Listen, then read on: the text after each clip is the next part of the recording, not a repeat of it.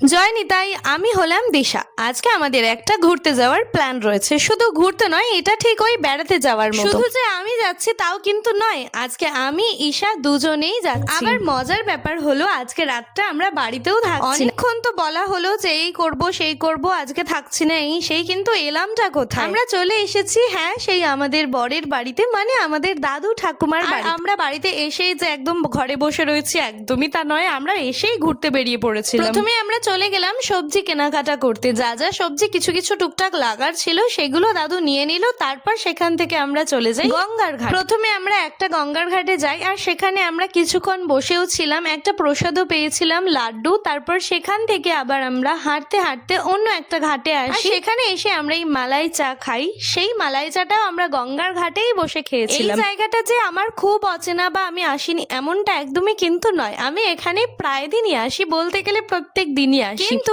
রাতের বেলার এই শহরটাকে এইভাবে আমি কোনোদিন দেখিনি। যারা যারা চিনে গেছো তারা একবার জানিও, আর যারা চিনতে পারোনি তাদের কাছে অজানাই থাক। টাটা।